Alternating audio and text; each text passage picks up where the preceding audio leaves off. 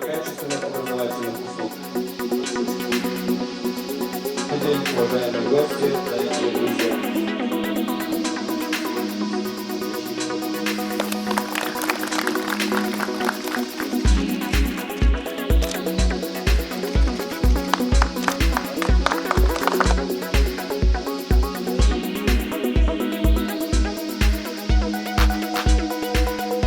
Аккредитационно-симуляционный центр имеет несколько задач, именно повышение уровня знаний, профессионализма специалистов. Как первичная аккредитация возможно проводить на базе симуляционно-аккредитационного центра. Это студенты, которые завершают свое обучение.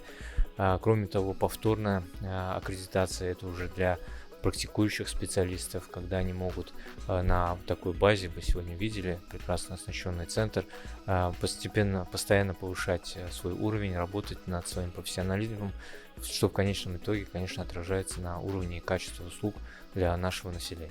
Аккредитация, она проводилась всегда, но таких возможностей ранее не было. Проводилась без использования, мы видели, муляжей, без использования роботизированных систем, которые максимально приближены к реальным условиям.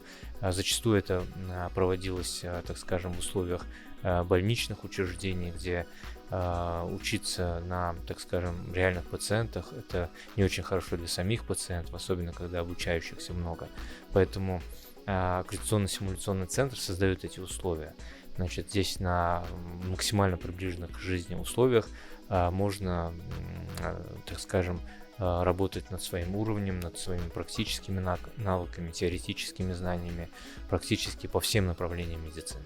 Вы знаете, по уровню оснащения и по, так скажем, наличию собственного здания, собственной территории, это на Северном Кавказе, в принципе, аналогий нет.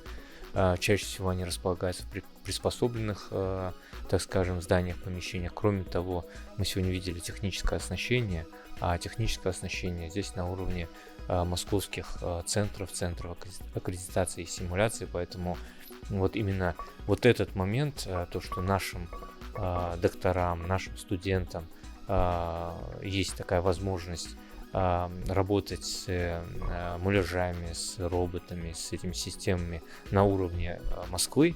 Это вот большое достижение, и это, наверное, на юге страны единственный такой в своем роде центр.